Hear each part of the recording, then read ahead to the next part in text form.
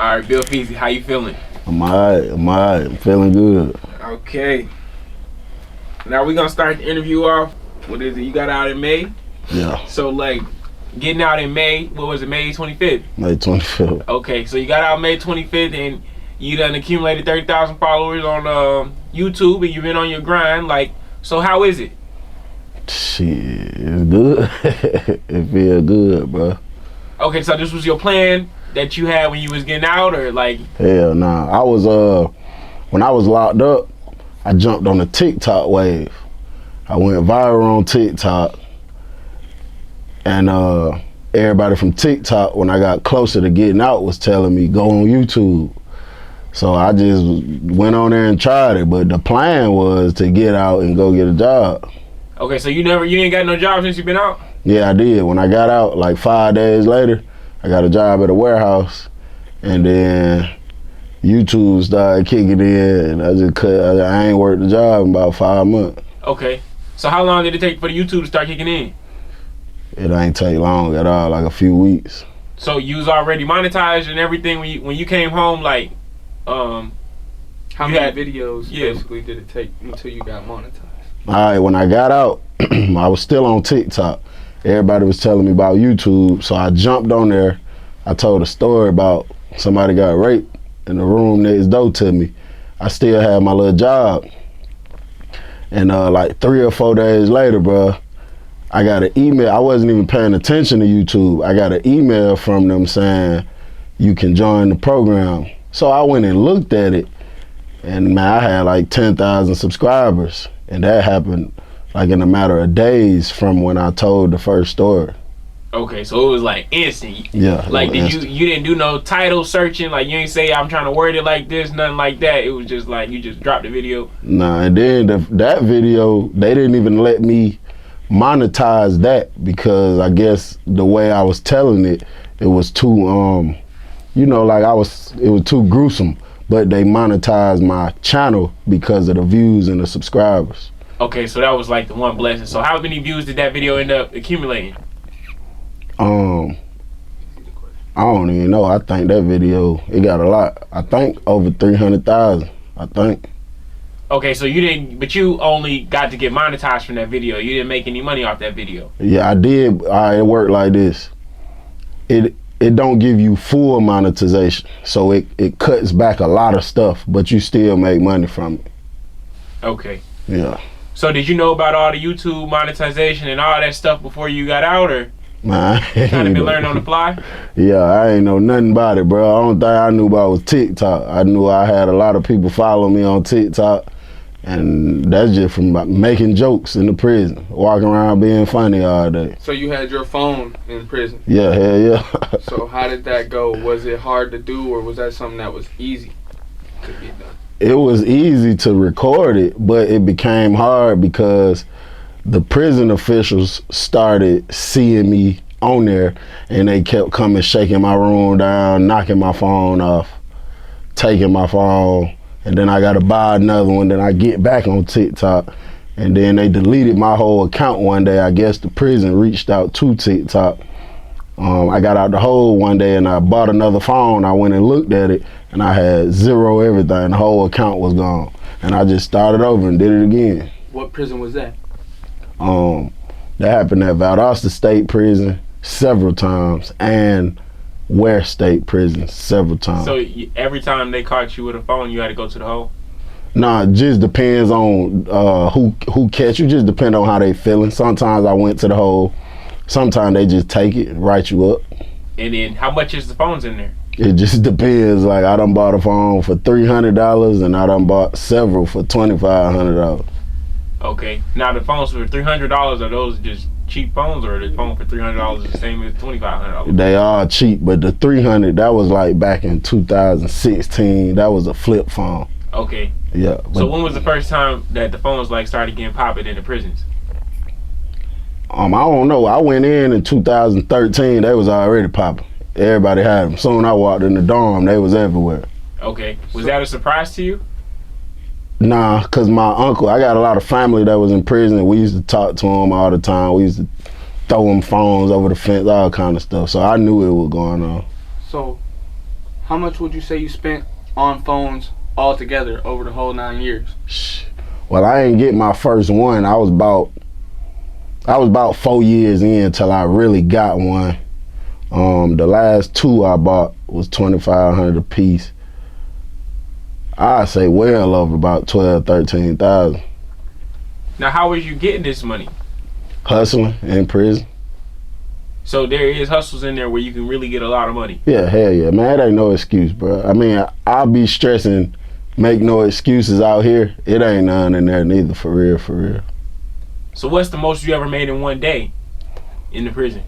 Probably a couple thousand. I don't remember exactly, but probably a couple thousand. So basically, you wasn't going for making that few dollars a day that they got set up. You had to make a different way as far as how you was gonna get through that time. See, in the Georgia State prison, they don't even got that set up. You don't make no money. They don't pay you for nothing. You could go out there, bust your ass working all day. You won't make a penny. They don't pay you nothing. It's just, I got tired of asking my folks for money. You know what I'm saying?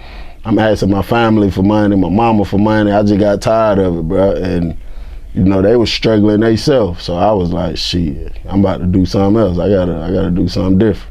So as far as your cases, did you spend any type of lawyer money before you went in? Like, how was the lawyer process? Nah, I ain't had no lawyer money. You never have one? Nah, 'cause I was jacking the cheese off. Once I get the bread, just doing young nigga stuff with it, you know what I'm saying? It was gone quick as I got it. Now, you went to jail for armed robbery. Yeah. So, like, can you walk me through how you supposed to rob somebody? Like, what would be a good candidate? Like, you know what I'm saying? Like, how you supposed to pick somebody out? Oh, I mean, it could be all kind of different ways, you know what I'm saying? I don't live that life no more, but back then, my specialty was like through the internet, like Craigslist and stuff like that, you know what I'm saying? I might cap like this monitor behind me. I might say I got this monitor for sale for, it costs $7,000 in the store, but I'll give it to you for $3,500.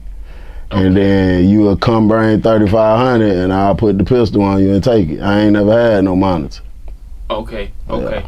So that kind of do take the stress out of not knowing what you're going to get when you're robbing somebody. Like, if I know you pulling up with that, it's different. Yeah, and then you know some people used to pull up with less than that and be ready to try to negotiate, but that don't matter because I ain't never had the product from the beginning. Okay. So it wasn't nothing to negotiate about. Yeah, nah. So, Nah. other than Craigslist, what was a different way to go about that? I mean, I guess your local dope bars or whatever, but I used to stay away from stuff like that because I knew a lot of people. I ain't want to get like tied up in a situation where like he know him. Now he calling me to tell me that's his mans and them, so they want that bad. I ain't want to get in them situations, so I just stayed away from that. Did you learn robbing in Detroit or Atlanta? Definitely Atlanta. Okay, so you grew up in Atlanta? I came to Atlanta when I was 12. Okay. Yeah, we came to Atlanta when I was 12. Ain't know nothing about Atlanta. Moved straight to the Bluff. Oh yeah, Downtown? So Shit, wherever the Bluff at. Okay. I noticed. I did some research and you're a GD. I'm not no more. I was at one point though. So talk to me about getting out of that. It's just you just talk to the right people and you tell them the right reasons, and it ain't no crazy, you know what I'm saying, process. It's just I'm living a better life now. I'm trying to help the youth. I'm more so tapped in with the Most High. Like I ain't on nothing crazy no more, you know what I'm saying? So was you a part of that when you went in, or? Yeah. Okay, that was already who you was rocking with. Yeah. Okay. Did you kind of cut that in jail, or once you got out, you kind of cut it? What you mean, like fell back? Yeah, like stop associating with it. Once I was in, probably like my last 2 years, I slowly started falling back. It's kind of hard to do that though, because you always gonna be around people you got love for, you know what I'm saying? So I might say I'm falling back, I ain't doing this no more. But if you my brother and you've been doing this with me, and something happens to you, I'm not gonna sit here and watch something happen to you. So it's kind of like, you know, but as I was getting closer to getting out, I just started falling back. 'Cause I just was seeing a lot of stuff I ain't like. So I was like, nah, I'm about to live a different life. Was it ever a time in prison where you had owed somebody some money? I don't think so. I think I might have owed somebody before, but it ain't go nothing tragic about it. If I owe you, I'ma pay you. I'm that type. So how many people do you feel like you robbed before you got caught? Shit, I don't know, bro. That's something from from when I was like 13. I think it's the first time I ever robbed somebody, and I got locked up when I was 19. You know what I'm saying? So. Okay.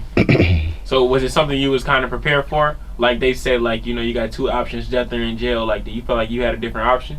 Man, I never even thought I never thought prison was an option. I've always looked at it like, I don't know why I used to feel like this, but I used to feel like I was untouchable. Like, even though my daddy, all my uncles in prison, I just felt like it'd never happen to me. So I never really thought about it, bro. I was just young, just living, just doing what I do. Now, is it young folk in prison that necessarily didn't do anything too violent or crazy, but they got a lot of time? Yeah, hell yeah. Hell yeah. Can you tell me a story about like one of them? I know a dude they gave 30 years to. He robbed McDonald's. He didn't have a gun. He had his hand under his shirt flexing like he had a gun, and they gave him 30 years. Okay.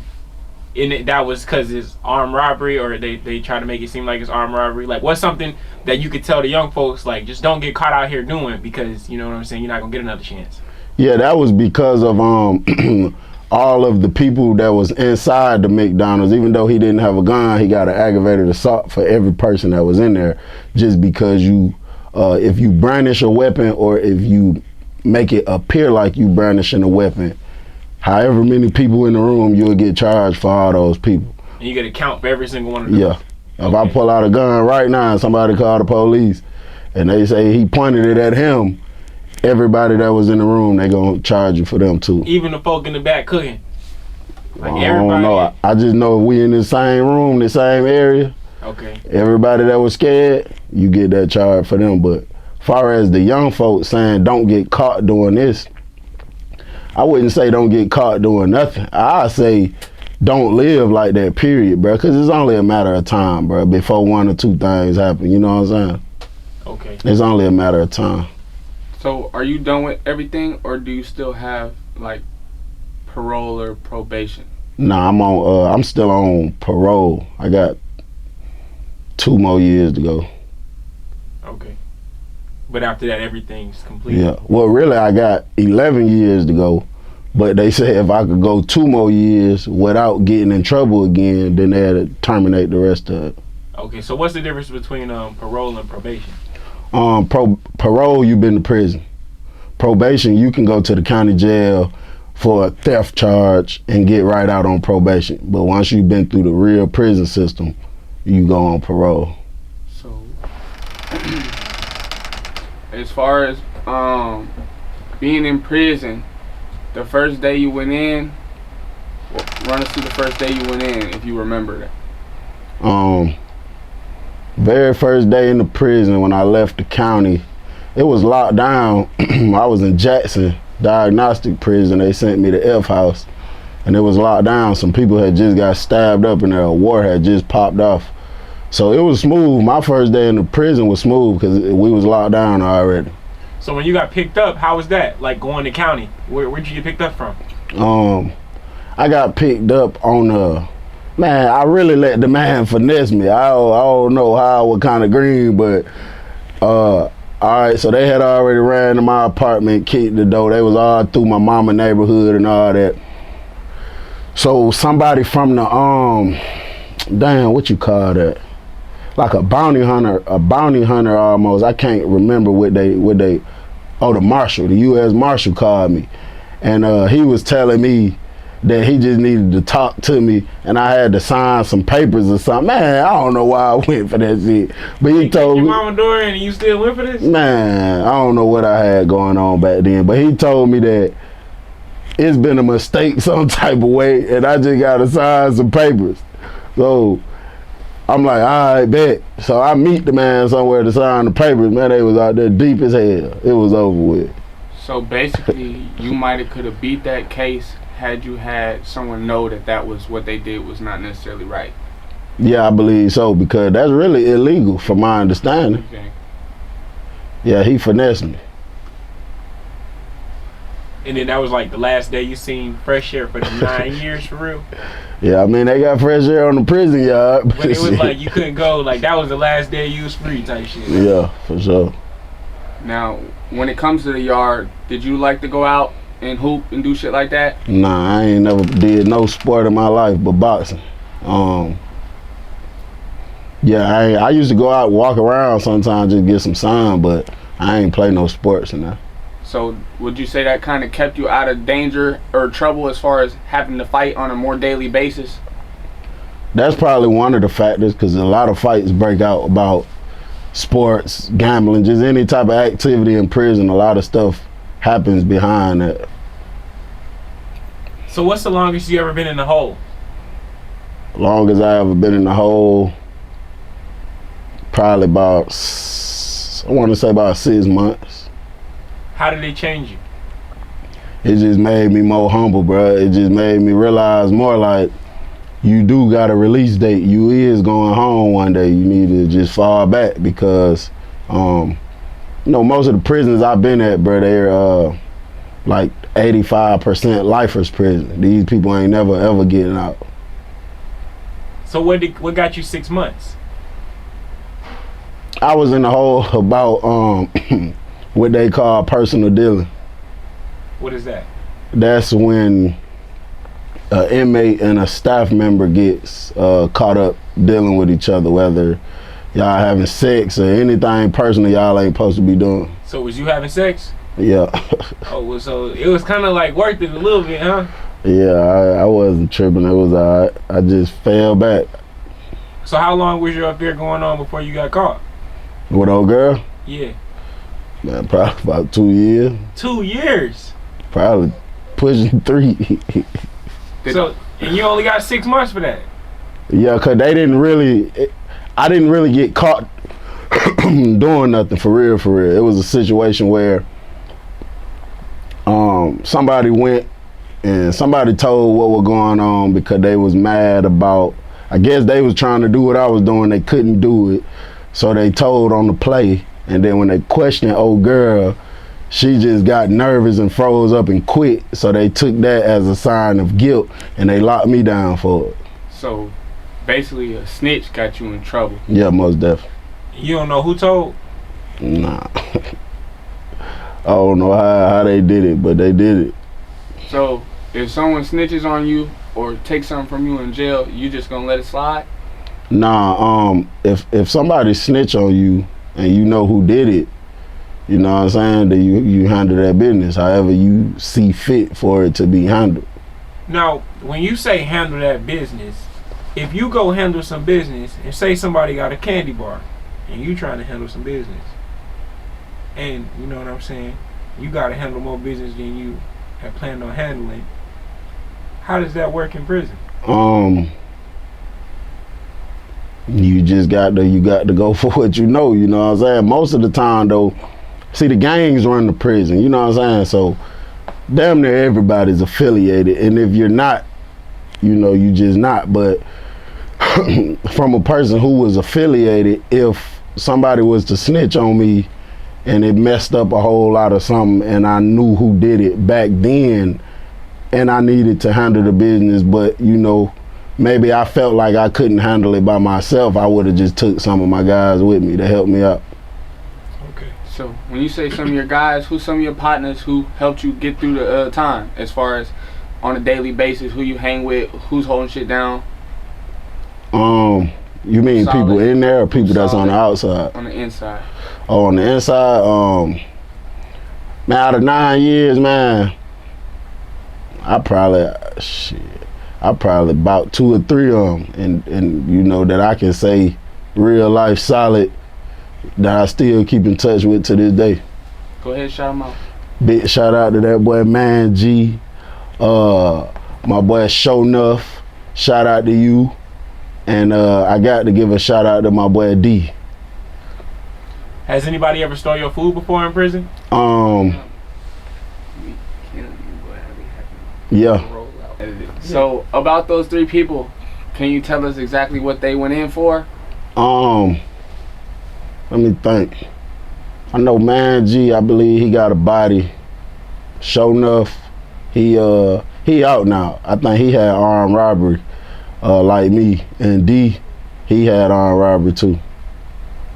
And 2 of them still in there, and 1 of them out. Have you linked up with the one that got out? Yeah. That's what's up.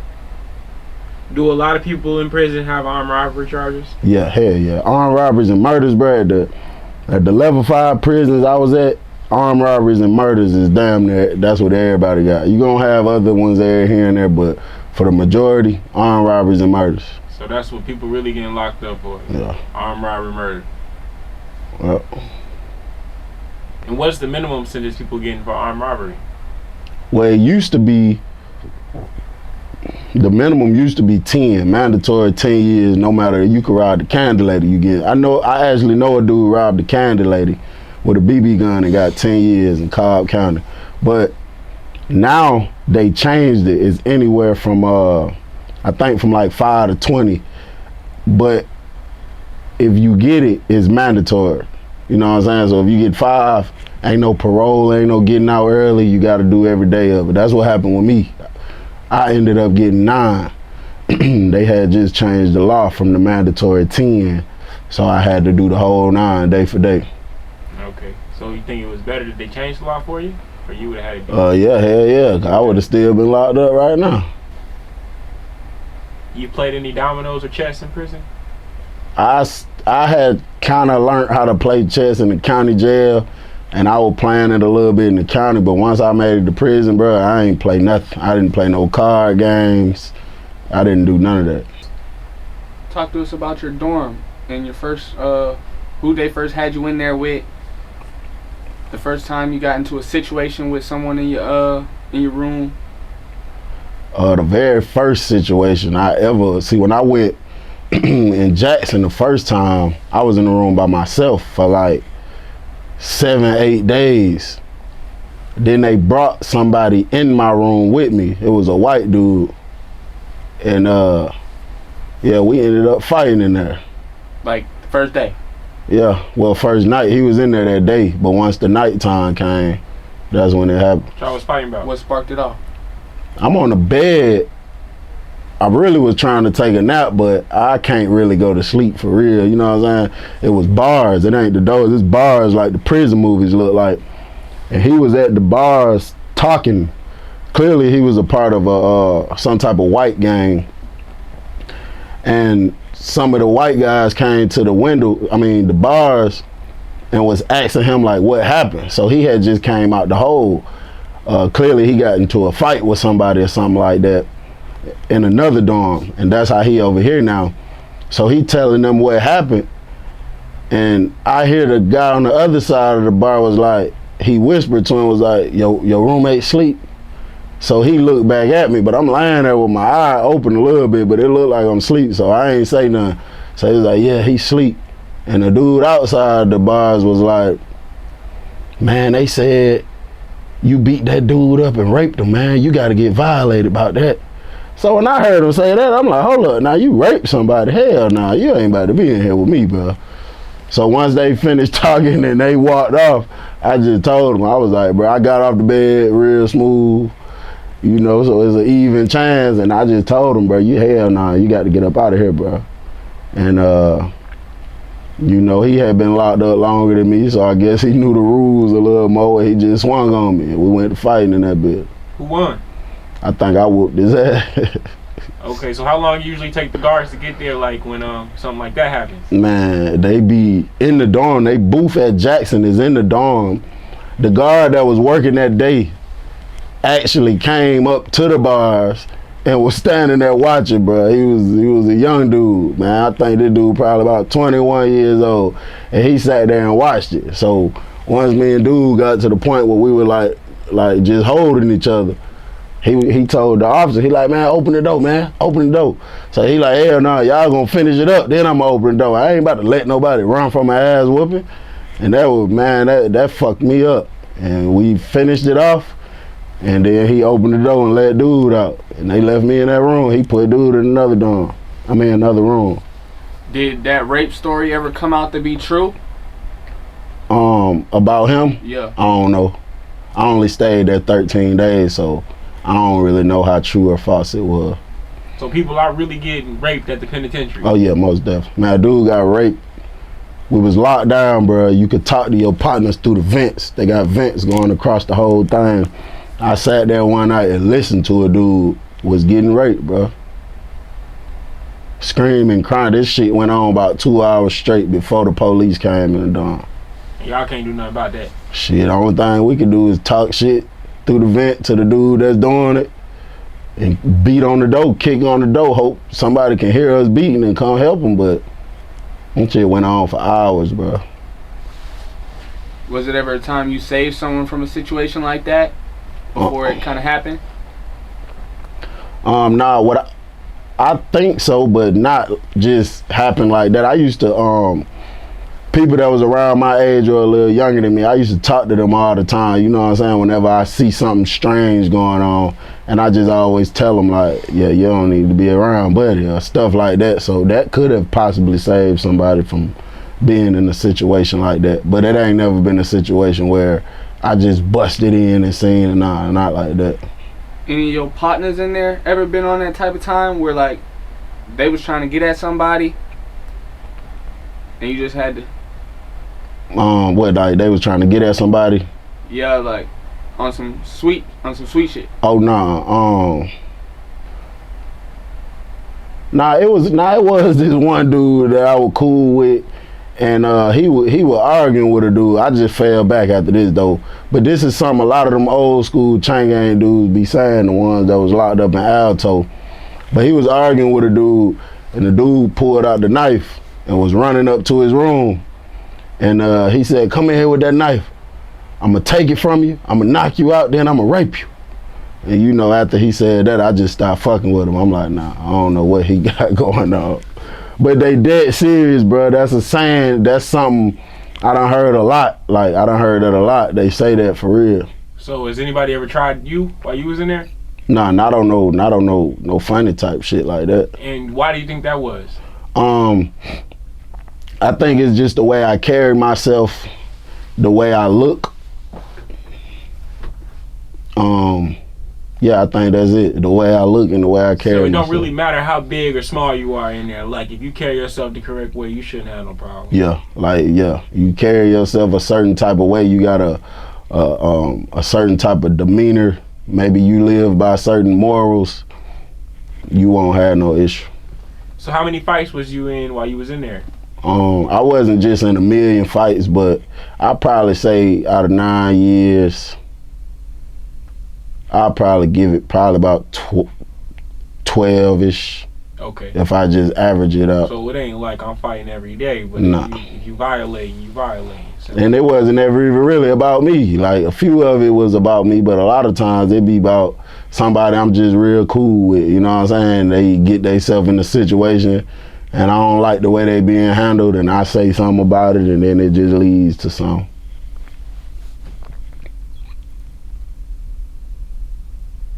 So do it be cold in there? Like right now, it's kind of cold outside, so it do it be cold in there? Yeah. Listen, however it feel outside, it's times 10 in there. So when it's cold, it's freezing. When it's hot, they burning up. Did that take a long time to get used to? Yeah, but I just tightened up quick though. Like, whenever it's too cold, you know, you got to order thermals, you got to have extra shirts, socks. I just put on a bunch of clothes. So how long was you in there before you started getting affluent, really making some money? Like I say, man, I had did about four and a half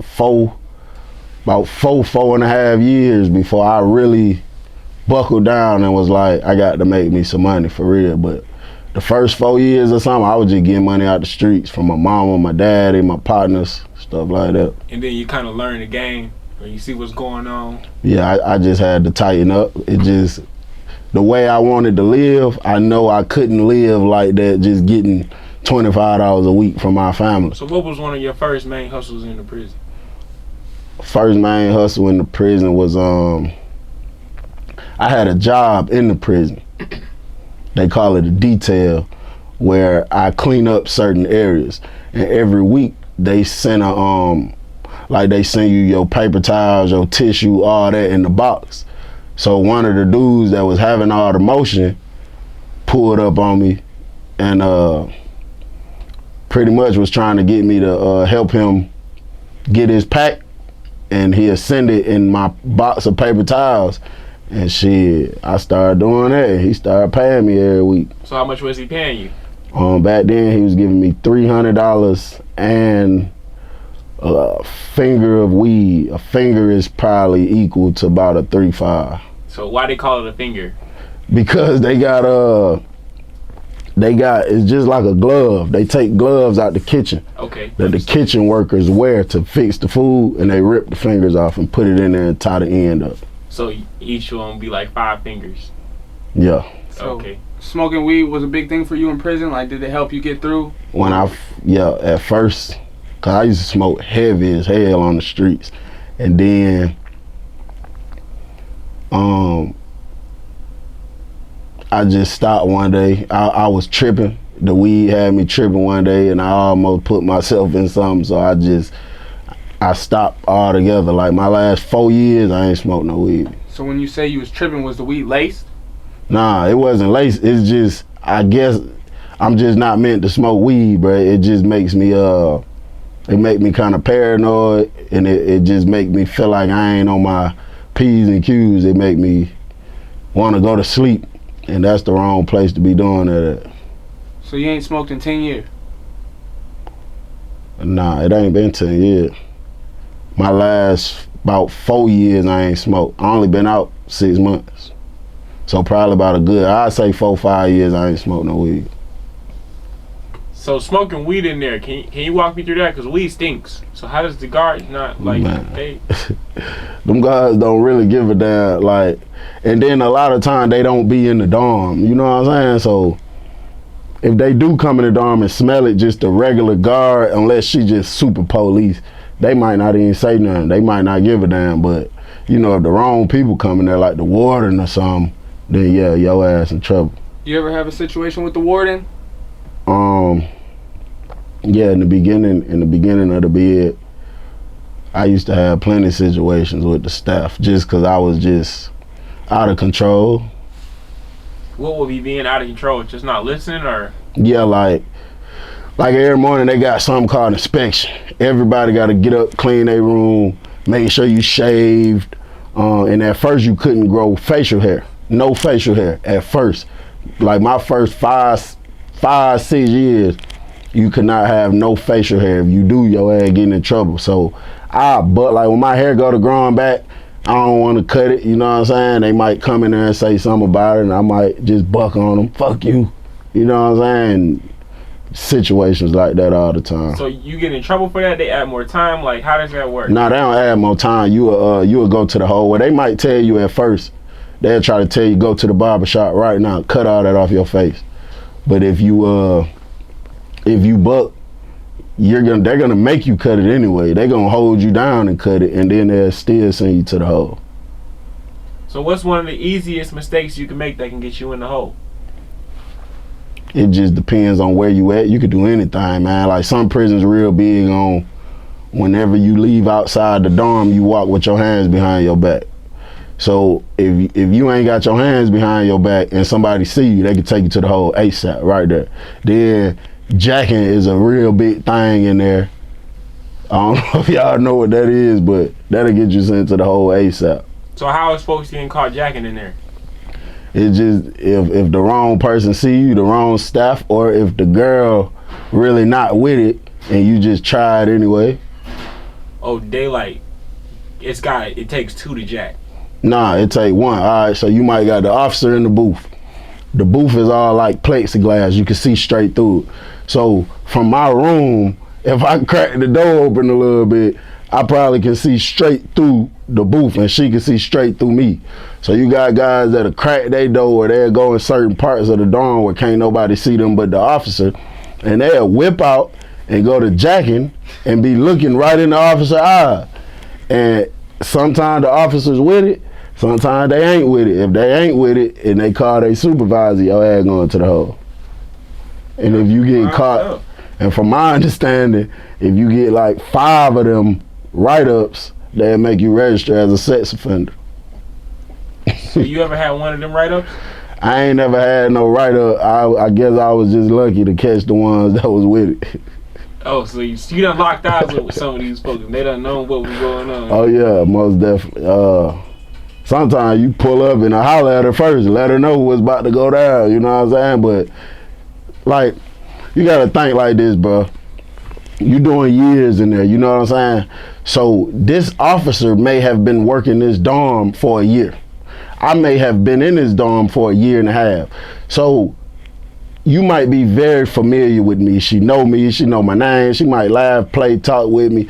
So she might already know, all right, Bill gonna do it. He gonna be one of the ones that do it. So if she see me going in a certain area of the dorm, man, it get crazy sometimes. They might get right for you.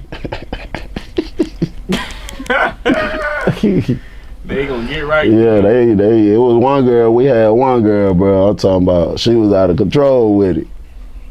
Yeah. When you say out of control, like, I'm talking about she unbutton her clothes, pull her pants down, let you see her drawers, just to help you get right.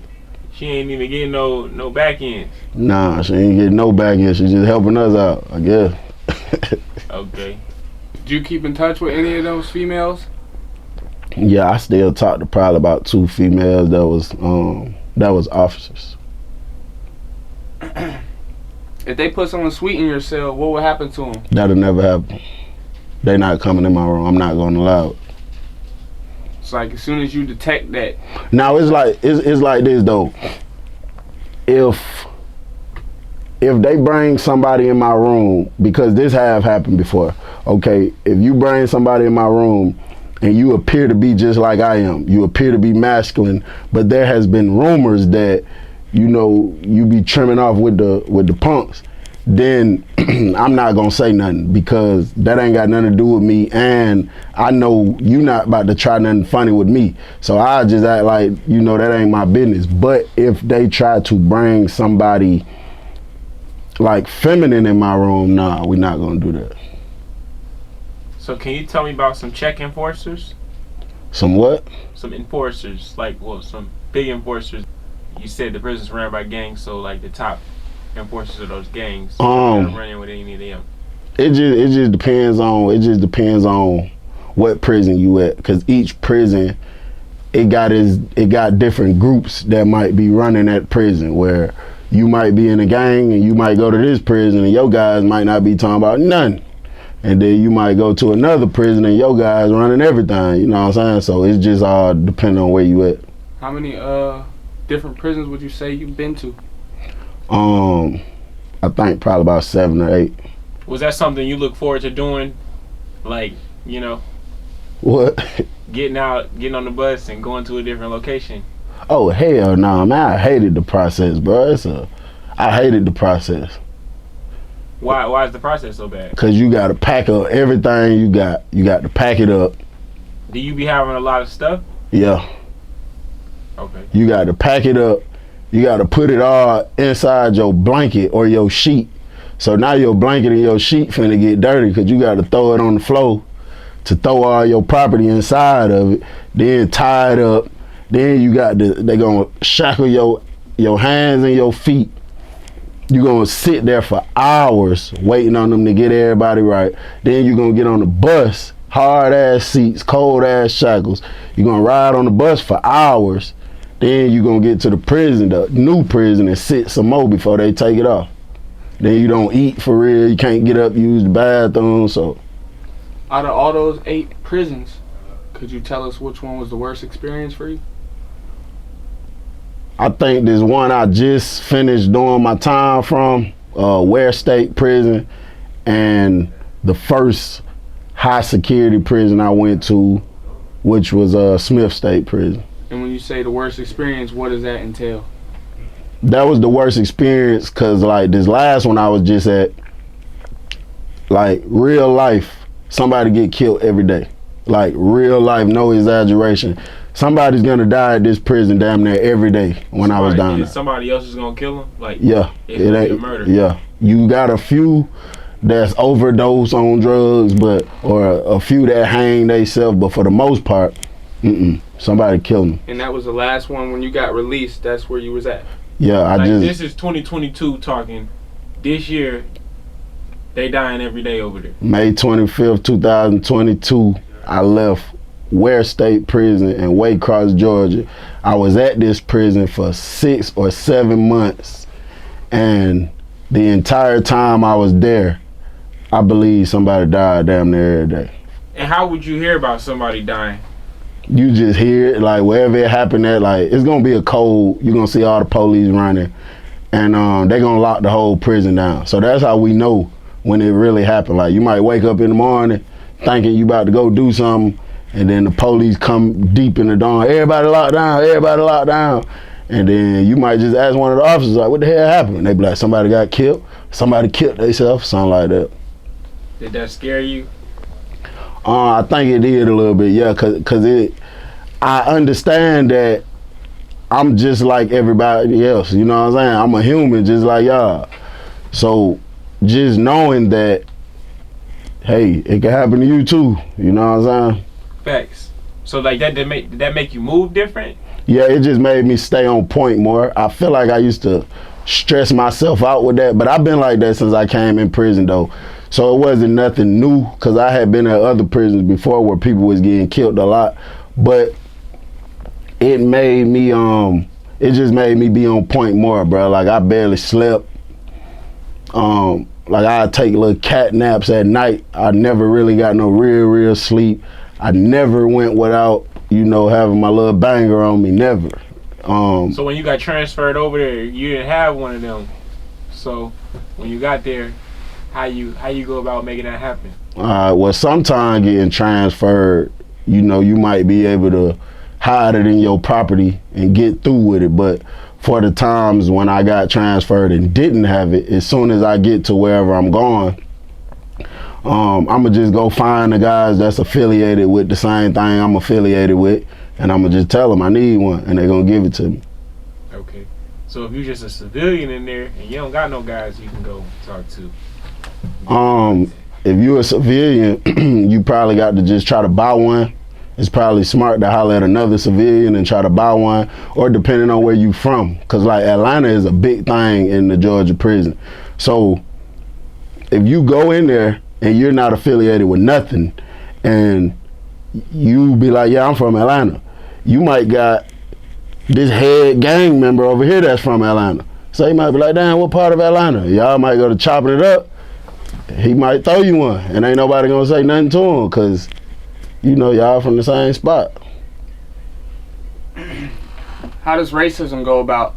How serious was that over your time being there? A situation where some racist shit, maybe with the guards or something, came up? Racism far as inmates, it ain't really nothing like how they be showing on California prison where everybody's segregated. It ain't nothing like that. You definitely got some racist ass guards, and you don't want to get caught at the wrong prison, because they will just you know, they will just handle you any kind of way. They'll whoop your ass.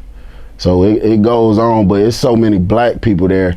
You know, it's kind of hard for them to do it, but they still do it though. So as far as the most racist one you've been at, which one would you say that would be?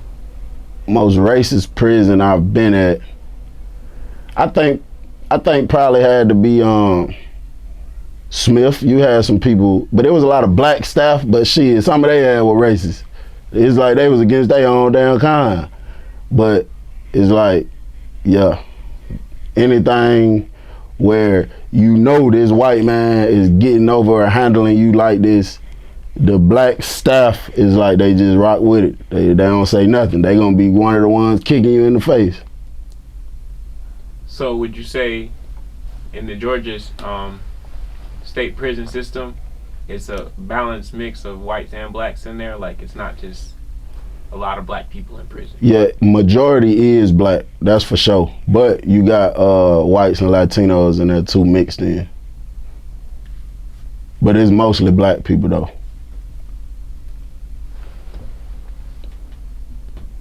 So can you tell me about the law library? Did you spend any time in there? Yeah, when I first got locked up, I was going to the law library just cause I'm listening to older people that's been locked up and they like, yeah, you find any loopholes in your case, you know, you study the law, you can. So I just used to go just looking up stuff about armed robberies and all that. But after a few years, bro, I was like, fuck that shit. So what year did you get on the Chain Gang Games? Chain Gang Gang, I heard about it early in the bid, but I didn't really tap into it for real until probably about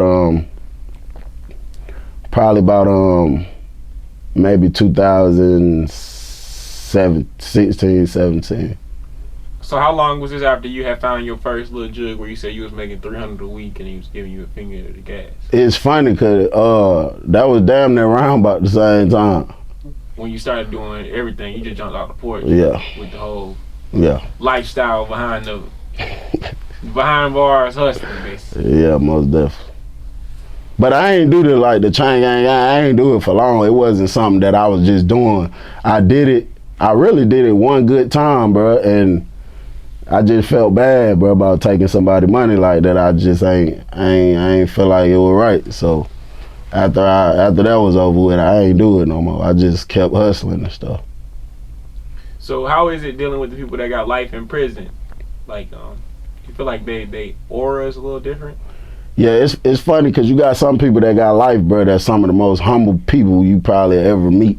But you do got a lot of other individuals that you got to thank for yourself and them. You got to be you got to just be very careful when dealing with them on any level, because if I'm trying to go home next year and you have already accepted that you will never go home, I got to be careful when dealing with you, bro, because you could just flip out and kill me at any moment and don't nothing happen.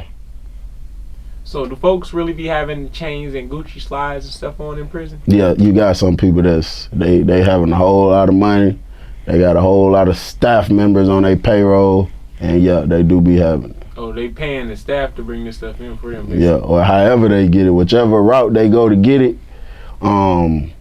they got it. But when the tax squad hit, they take all of it though. What do you mean the tax squad? The tax squad is like a bunch of officers that come from a bunch of different prisons. They get together, they group up, and they hit one prison real hard looking for all contraband. And they do way more than the regular staff at the prison do. Okay. Have you ever been a part? How many of those have you been a part of? Man, a whole bunch, bro. Tax squad come, the tax squad comes so much. Whenever something major happen, they coming. Like somebody gets stabbed up real bad, they coming. Whenever they find a lot of contraband, the regular prison, they gonna call a tax squad. And then some days, nothing might not happen. It might just be a random day. They might just come in there. So they was at your last spot you was at a lot? Yeah, they was actually working there for a while. Like every single day, they was there. And y'all was getting shipped down? Yeah, hell yeah. Like they will randomly just come, like they'll hit us, shake us down real hard, and then 2-3 days from now, they might just randomly come walking through the door. It might be. So you think it was harder to keep phones in there? Hell yeah. So your last little bit of your stay, you ain't had no phone? Yeah, I did. My last 6 months, I had a phone. So how did you keep the phone away on the shakedown? You just got to be on point, bro. Oh, nah. On the shakedown, when they come to shake down, you just got to have a good hiding spot. You know what I'm saying? You got to have a good hiding spot, and they don't find it. Can you tell me about one of your best hiding spots? I can't, because there's some people that's still using it right now. So I don't want to say they spot and they mess around and get knocked off. But let me see. I probably could tell you about one of the weakest that I thought was one of the best. Okay. And my phone got knocked off. We was at a prison. I was at Johnson State Prison, and the lights are right over the sink on the wall with 4 screws in it. So I'm trying to figure out where to hide my phone one day. So I unscrew all 4 screws, put the phone back there with the light, and put it back up there.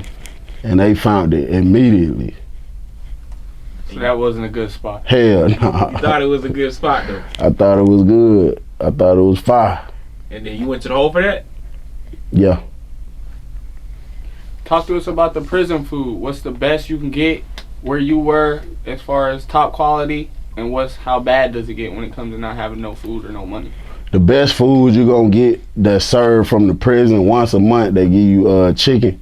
They give you like a big ass like a baked chicken breast or something, and that'd be good. And once a month they give you a hamburger and a hot dog. But besides that, all that shit nasty, bro. It look like slop. They just everything thrown together. If you ain't got, bro, if you don't got no money, no family support, no hustle, in the Georgia prison, that's all I can speak on. The Georgia prison, it's gonna be ugly. You're gonna be hungry. You're gonna be hungry. I know people say, oh, they feed you in the prison. It's not enough. You're gonna be hungry, I'm telling you. So how much money would your family have to send you per month for you to live like a decent life in prison? If you manage it right, they could send you about, really, bro, they could send you whatever. Like my folks used to send me when I first went in $25 a week. That's just from my mama. So, you know, I call my partners all the time too. I got to hit them up too. But if you just living off food, you ain't trying to buy no drugs or nothing like that, then shit, about probably $50 a month, maybe $100, you'll be straight if you know how to manage it out. But the drugs, there's a lot of people on drugs in prison. Yeah, hell yeah. How does it? How have you ever been in the dorm with an addict or been around drug addicts who really looking to get what they need in there at all time? Hell yeah. It seemed like now, bro, when I was leaving, it seemed like everybody on it, bro. Like that meth. They have meth in prison? Man, what? Everybody on it. Damn near. Do you think, like, because Kodak Black, when he had came home, he was on like meth and Molly and a lot of different things like that. Do you think that's from prison, what he went through? Yeah, I don't know about all that. I don't know what he might have been doing beforehand or whatever, but there is people that ain't never did meth in their life. And they come to prison and they just want to be high, bro. And they just try it out. And now they walking around like zombies. You ever tried meth in prison? Never. I ain't never tried nothing, prison or the streets, but smoke weed and blacken my eye.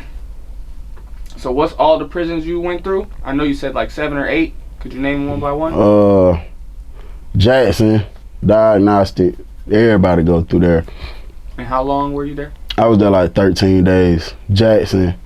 Then I left Jackson and went to Riverbend. I was only there like 6 or 7 months. That was sweet too. That was a sweet ass prison. So you was sad leaving there? Yeah. And when you say sweet, phones was easy to get? Man, everything was cheap. Everything was in my door. I fucked up and got transferred off. Was that where the female was and everything? Nah, but there was a whole bunch of females there. I'm talking about, it seemed like the whole staff was nothing but females. It was sweet, bro. They had heat when they get cold, AC when they get hot. You go outside on the yard twice a day. How you get shipped up out of there? Man, listening to some niggas, man. Some older folks when I was at Jackson, they telling me, when you go to prison, if anybody try you, stab them. You know what I'm saying? They basically, like, if somebody look at you wrong, say anything smart to you, anything, stab them. That's what you do, stab them. Don't play no game. Don't try to fight. They don't respect fighting. Stab them. So I'm at this sweet ass prison, bro. I knew nothing about, and that's damn near exactly what happened. You end up poking somebody, and they sent you off. Now that's what I was asking you earlier. So when you go to poke somebody up, how you just gonna poke somebody a little bit so you don't kill them? Because I feel like, you know what I'm saying, somebody poke me, I'm gonna try to kill you. Like, you know what I'm saying? Like, they coming back at you. Yeah, well, it just depends on like what's your reasoning for doing it, you know, because sometimes you're placed in a situation, and then once you've been in there, you about know how it operates, you know what I'm saying? So if I don't got a life sentence, if I'm only here for a few years, and you disrespect me or try me in a way where I feel like I got to stab you, I'm really ain't trying to kill you, cause see, if I kill you, I ain't gonna never get out. You know what I'm saying? So it's just certain places on the body where you need to avoid if you ain't trying to kill nobody, and certain places you need to try to aim for if you is trying to kill somebody. So what was that whole situation about? And what'd you poke him with? It was about something that ain't had nothing to do with me for real, bro. Somebody else. Well, really, it was about the stow car. I was tripping about my stow car because the lady wasn't letting me get my food. And then somebody else that I was real cool with, he started like going at it with some people. It seemed like everybody was riled up about the stow car. I had a toothbrush, but it wasn't no little punk ass toothbrush, bro. This was a thick ass toothbrush, and it was hard. And I had paid somebody to make a real sharp point on it for me, and they went to fighting. So how much does it cost for someone to make a sharp point to get your blade right? I think I gave the dude like $3 in food, couple bags of chips. Okay. Yeah, and they went to fighting. My homeboy, he was from Detroit, and another dude, and then another dude partner jumped in it, and then that's when I jumped in it with the toothbrush. So basically everybody risked that because the jail was sweet. So basically everybody blew that chance of being in that position for a little longer. Yeah, they transferred all of us. Everybody that was involved, man. There were people that wasn't even involved got transferred just because they thought they was involved. And then the next prison you went to was a tougher one? Yeah, hell yeah. I went to, from there I went to Smith State Prison. That was the first time I was at a level 5 high security prison. Did you know it was different when you was getting off the bus? I knew it was different when I asked the officer where I'm going, and he said Smith State Prison. I knew it was different then. That's a different type of that's one of them like majority is a lifer's prison. Don't nobody give a damn, bro. Don't nobody give a damn. Niggas getting killed. That's where dude got raped at. The story I told about a dude got raped in the room next to me. And what got you sent off from there? How did that work? Sent off from Smith? Yeah, to the next one. I was there for like 3.5 years. So they got this thing where it's like if you go 12 months, or I think it's 6 months, if you go 6 months without a disciplinary report, you can request a security review. So my security was high. It's what they call close security. I was medium at first, and then they made it close security. So I requested a security review, and the dude wrote me back and was like, you just had a DR such and such, which is a disciplinary report. He was like, you got to go at least 6 months. So I made it my business to go 6 months without getting wrote up. I was on my best behavior. And once that 6 months hit, I sent off another security review, and they approved it, and they transferred me off. Okay, so the next spot was a little easier? So basically, you was trying to get off that one. Oh yeah, hell yeah, hell yeah. I ain't want to be there, bro. Like I say, I only had 9 years, bro. You know what I'm saying? Everybody around me damn near got a life sentence. You don't want to be around that, bro. Don't nobody want to be around that. It's like, I got so much to lose around so many people that feel like they ain't got nothing to lose. Was it a situation during that 6 months that you almost got stuck getting in some trouble, as far as some serious trouble there? Yeah, it was a few situations that, you know, just over time stuff happened. Walk us through one of those moments for us. Like I say, just rocking with other people and feeling like I rock with you. You know, you around people every day, bro, for so long. You damn near build a bond with people, like almost like you my brother, you know what I'm saying? Kind of like taking on someone else's rap beef if you make music with them. Yeah. So there was a situation where, and this probably happened numerous of times, but just one I can remember, where I'm real cool with somebody and he get caught up in a situation where people trying to kick him out the dorm, put him on the door. And so I asked him, like, are you leaving or you staying? Because it's up to you. However you feel, I'm with you. He like, nah, I ain't going nowhere. So I'm out there with my knife too, like, nah, he ain't going nowhere. You know what I'm saying? And we up against however many people, but it didn't escalate to nobody getting hurt.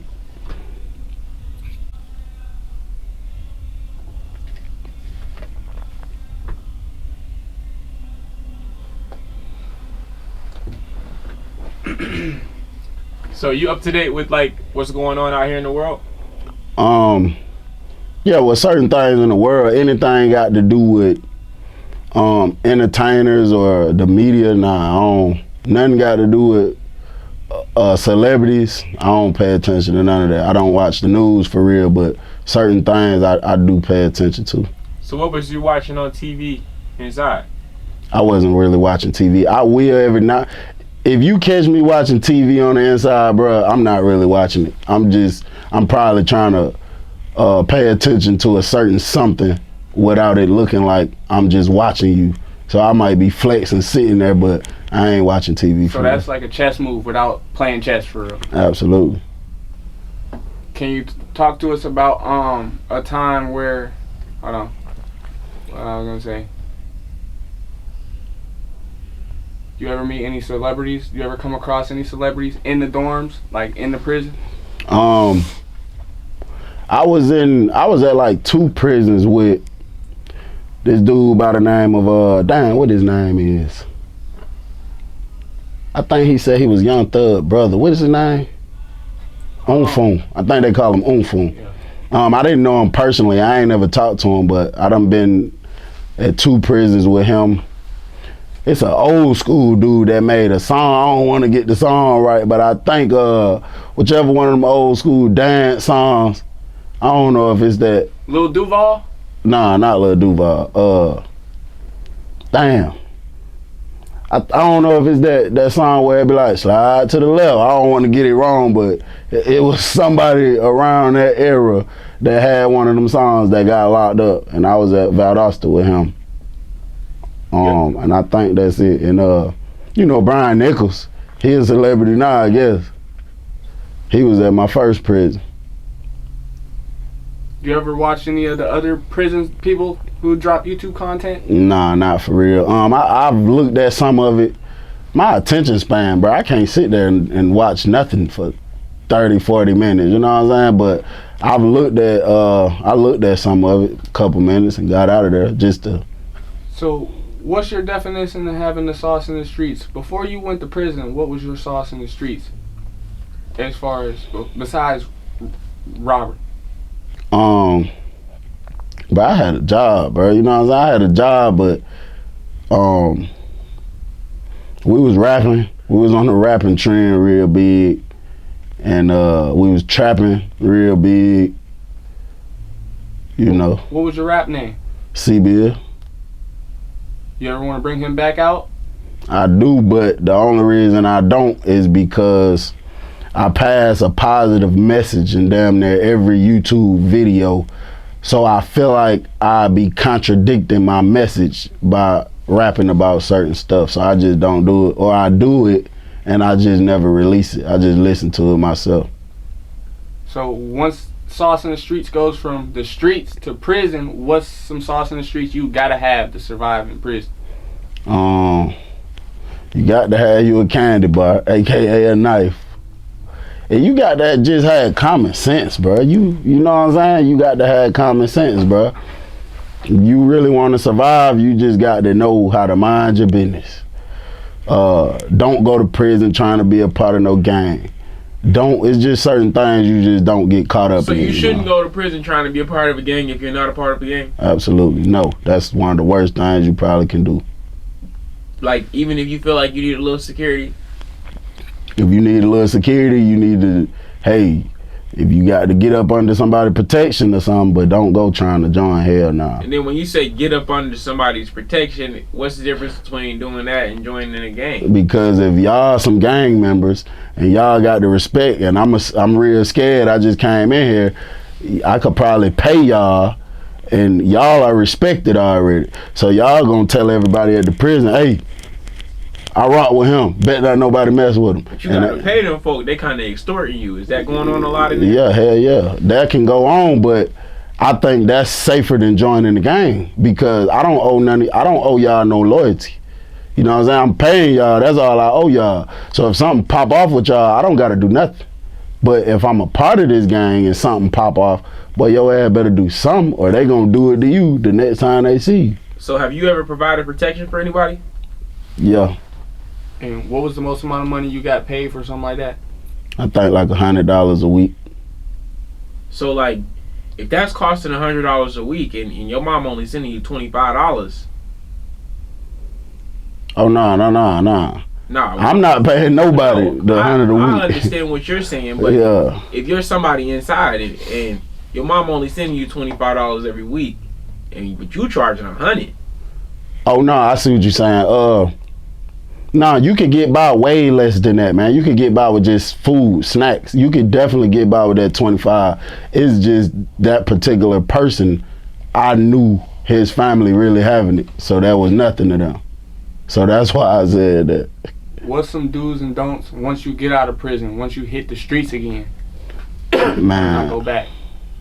Once you hit the streets, bro, whatever you had going on in your mind to make you participate in anything illegal, bro, I say drop it. I don't give a damn how hard it is, drop it, bro.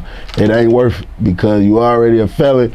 It's not worth it. The dudes, go get a job. If you gonna make the excuse and say, oh, won't nobody hire me, go to a temp service, they'll hire you. I did 9 years and they hired me after being out for 5 days. I didn't even have a state ID and they hired me. You know what I'm saying? Try to surround yourself around people who doing something positive. Anything negative, seem negative, illegal, I would just stay away from it.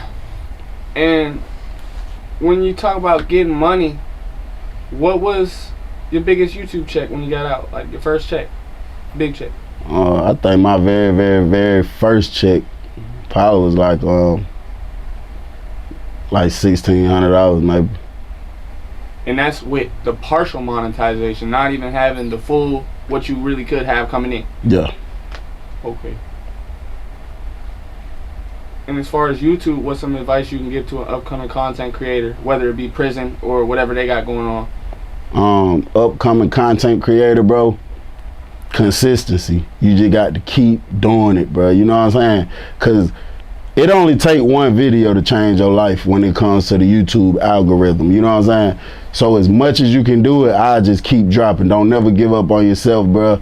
Don't never feel like, man, this shit ain't going nowhere. Nah, because that next one might have been the one to go somewhere. You know what I'm saying? It only take one video to go viral enough and you start getting paid to the point you could quit your day job. Now I see you started dropping your videos in parks. Yeah. Did that kind of like, did you see that somewhere or you just started doing that on your own? Nah, I started doing it. Actually, I think the first time I did that for real, it was something going on in my house and I had to get off the camera. So when I went back and was about to finish it, I just thought, I was like, shit, this might be fire to just break it up. And then I just started doing it sometime. Definitely. I think you should keep doing that.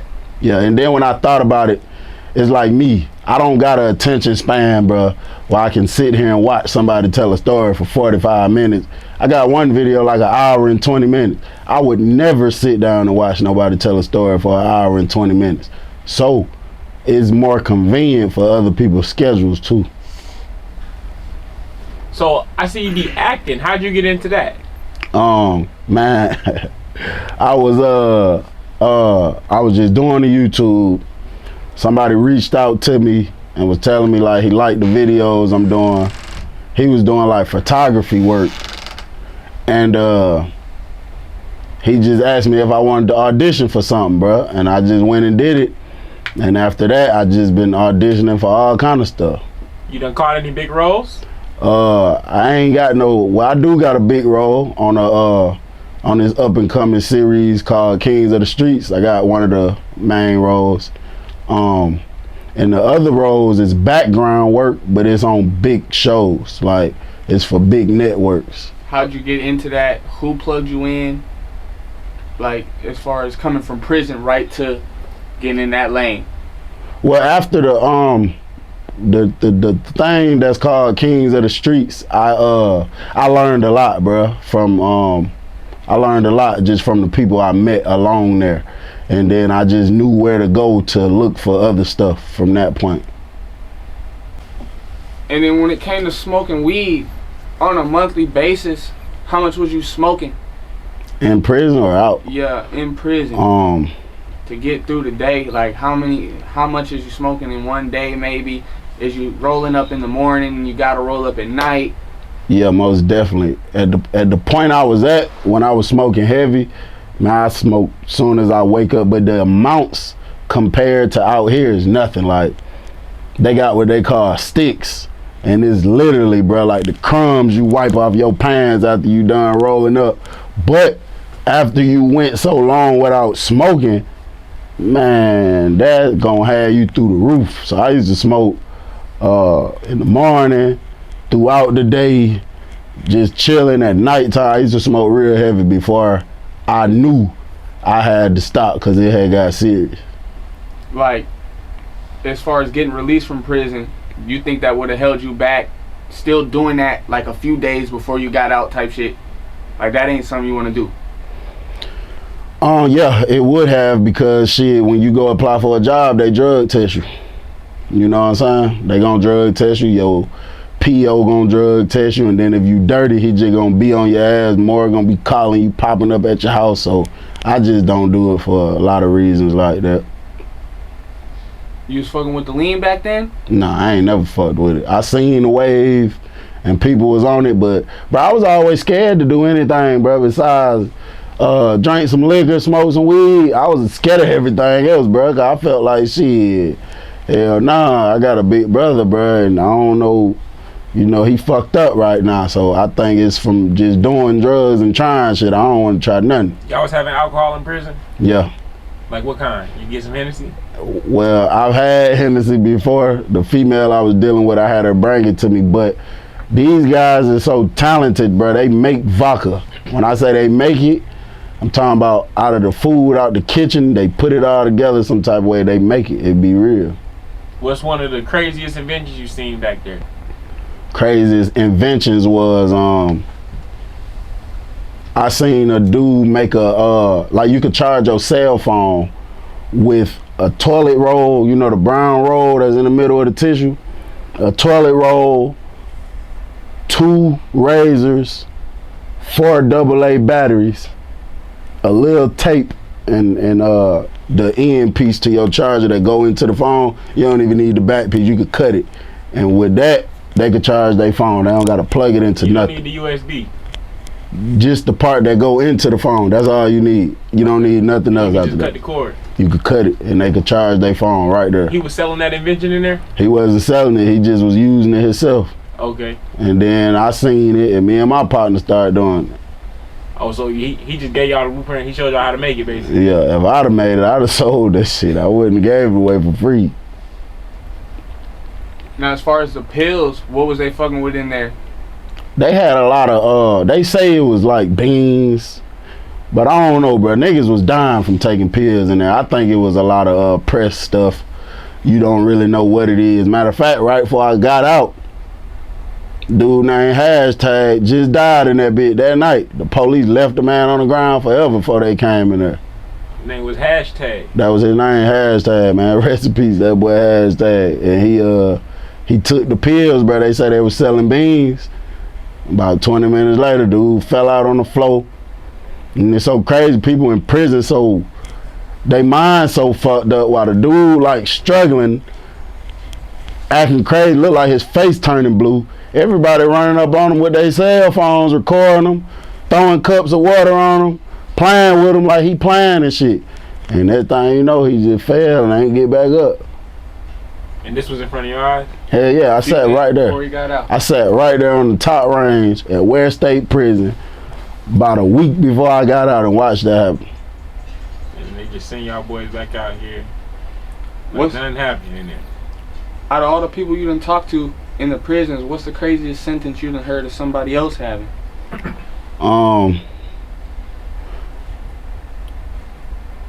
I think a dude has six life sentences, and I think it was crazy because you're not even about to live that many times. And he was out there with y'all? Nah, I met him in the prison. No, but I'm saying like. Oh yeah, hell yeah, he was in regular. He can interact with y'all. Man, he was in regular population, and I started to fall back from when I found out about the time, but I was like, shit, it is what it is. Cause he told me he was laying on the floor. I was sitting on the bunk rolling up a cigarette. He just laying on the floor. He said, bro, how much time you got? I was like, man, I got like 3-4 more years left. He's like, you know how much time I got? I was like, how long? That nigga said 6 life sentences. I looked at that nigga, I down there said, fuck this cigarette, let me get away from this nigga. But I mean, you know. So just because somebody did something dangerous doesn't mean that they, you know what I'm saying, they not normal just like you. Yeah, nah, you got some people, bro, that did some crazy, you know, crazy stuff, but like I say, some of the coolest, humblest people, bro, you probably meet is just like that dude. He killed a bunch of people, broad daylight. But his reasoning for doing it, he said like 2 or 3 dudes raped his auntie or his niece. One of the females in his family, they raped her. So when he pulled up and seen the dude that she named, he was with like 5 or 6 people.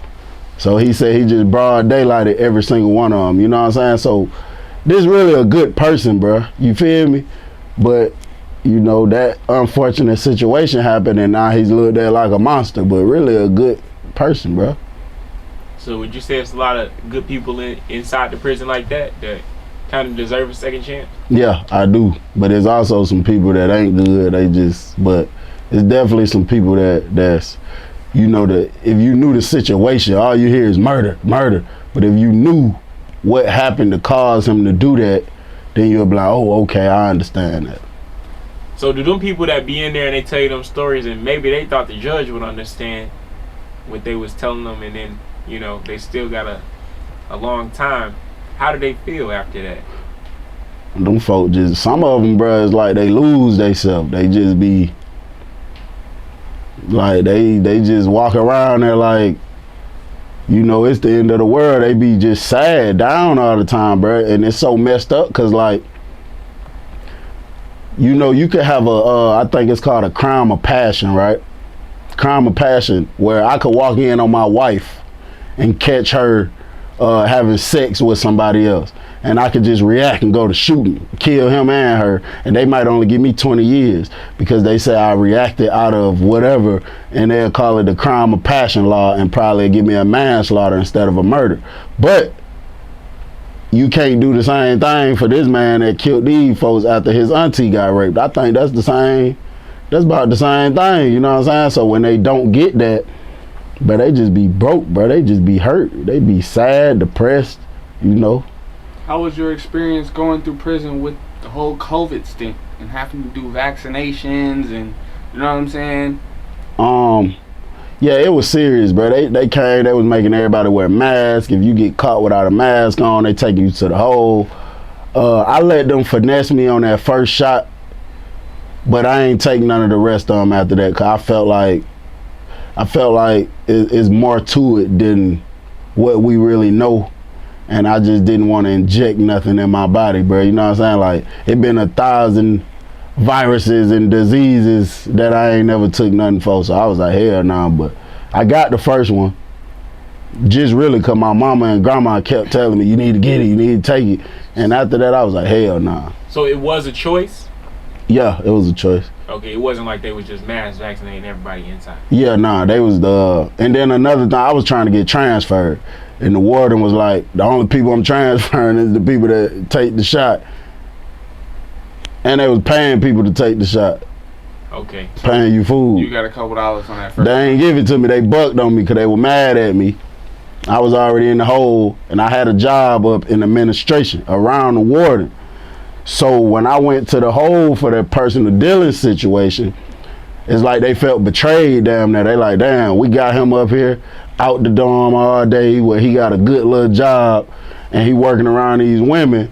But really, he been under our nose messing with the women. So they didn't even, man, when they gave me my shot, they gave everybody they big bag of food. They ain't give it to me. They bucked on me. Whenever they used to have packages incentive meals where they give to all the people in the hole. I was damn near one of the only people never got it. They bucked on me. And you couldn't really say nothing about that. Couldn't say nothing about it, shit, because the sergeant or the lieutenant, they just gonna lie. Like if the warden come around, I'll be like, man, they ain't give me my bag. And he asked her, why y'all ain't get Bill his bag? She gonna be like, oh, cause he disrespectful, and he just gonna leave it alone. He ain't gonna question her or nothing, so I don't give a damn.